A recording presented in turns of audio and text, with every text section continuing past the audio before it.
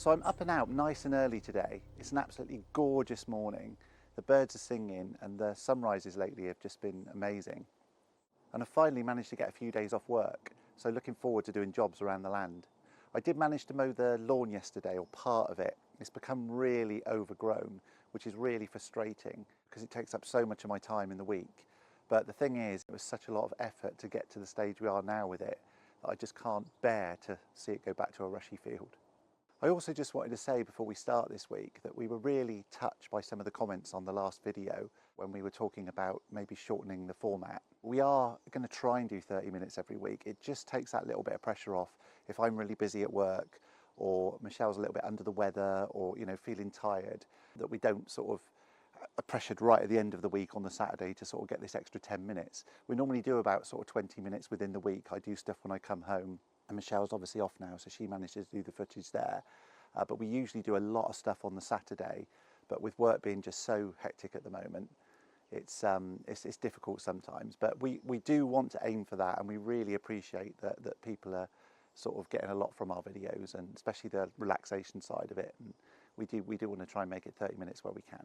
So whilst Michelle's just finished tidying up the tiny home, I'm going to grab the tools out the van and get the ladder off, and we can go down the drive and pick up some more timber and crack on with this chicken run.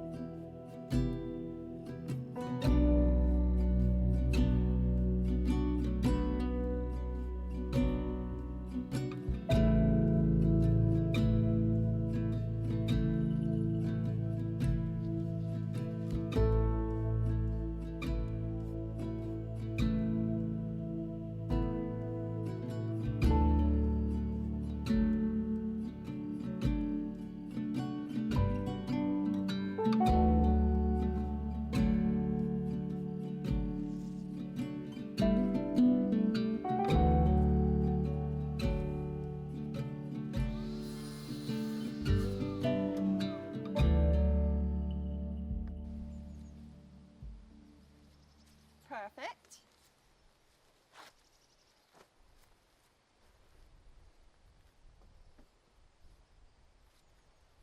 Perfect.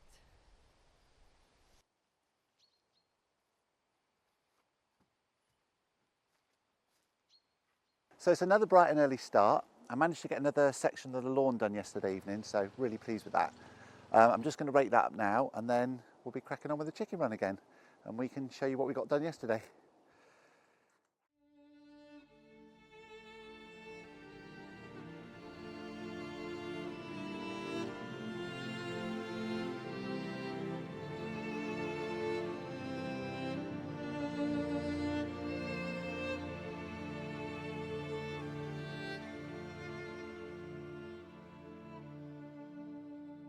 So we did manage to get one panel finished yesterday.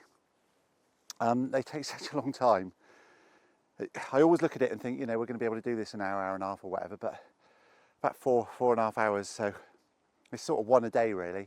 But now that's done, I'm just going to grab a coffee now, and then Michelle's going to come out and we're going to start putting the path in down the opposite side to this, and then we can put that panel up, and we're going to sort of have a little look today at how we're going to do the roof as well.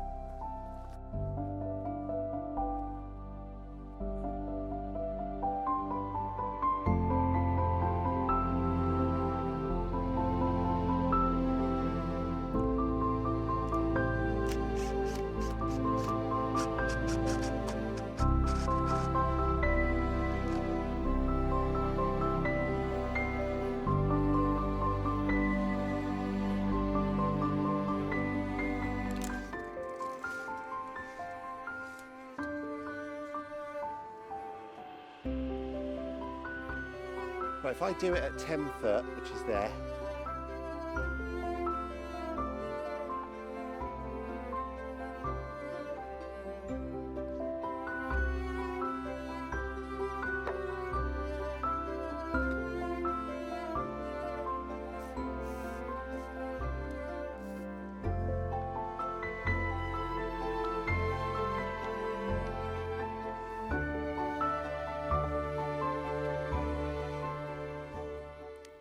so I'm just about to put the path in now. I've just clamped this piece of timber here just to keep this 6x1 timber straight. I'm going to screw it to the end there, and then the path's basically going to be in here. And then we're going to be able to screw the panel to the inside. As you've seen, I just cut some stakes. So when I've screwed this up, I can start staking it in.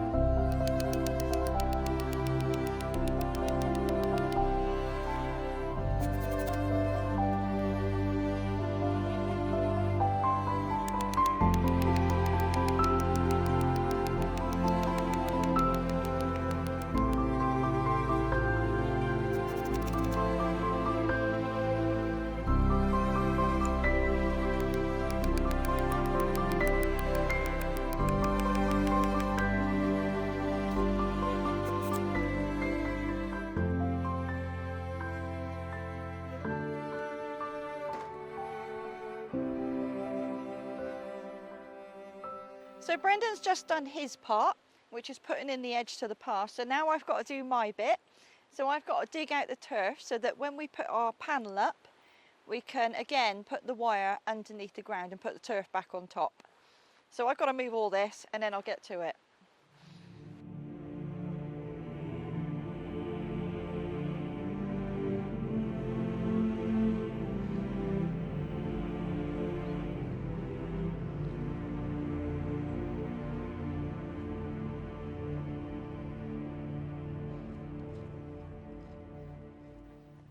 Brendan hasn't left me much room in here, and being as accident prone as I am bound to hit my head on this at some point, but I'm going to try not to.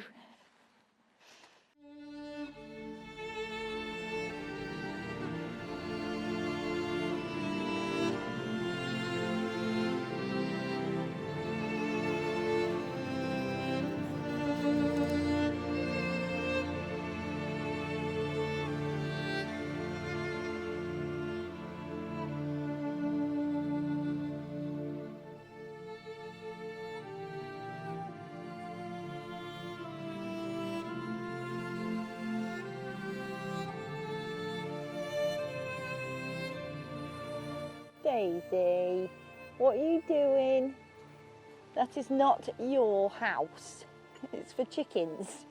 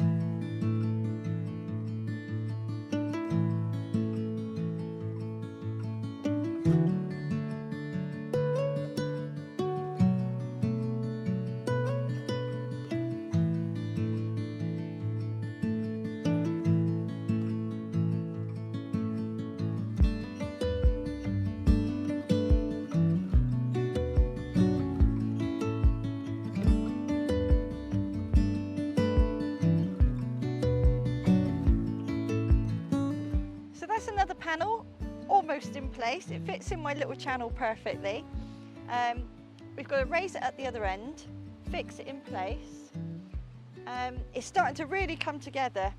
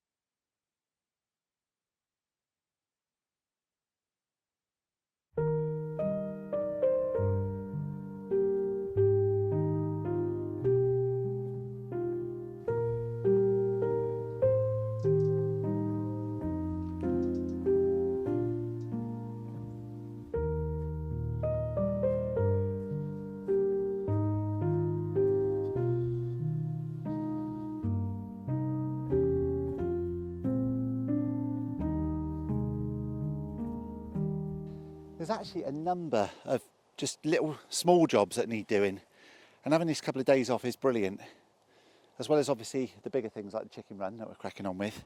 It's just little things like, I've been meaning to cut this log so we can finish off this bed. We've got the bark mulch out there, it's in the way of the van turning round, so, and it's just ready to come in, but we've just been waiting to cut this log, so yeah, I'm going to try and get as many little bits done as I can.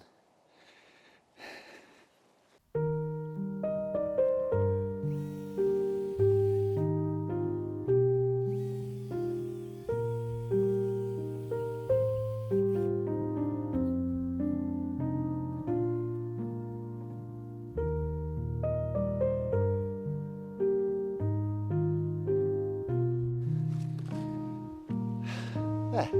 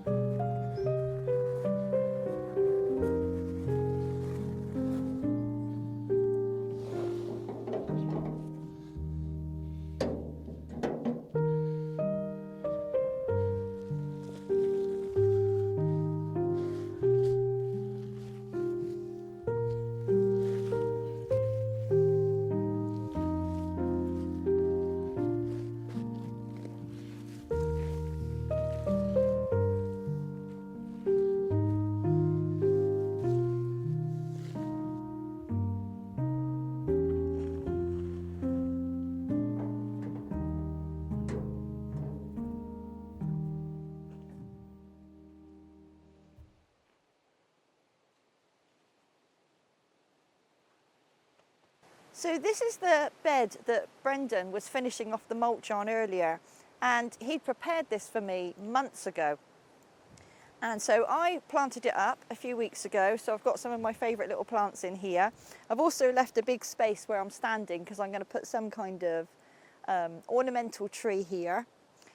Probably some kind of blossom, because I just love them, even though they're so fleeting in the spring. It's such joy to see those lovely pink blossoms coming out. But this is not actually what I wanted to talk to you about. This is the area that I wanted to talk about.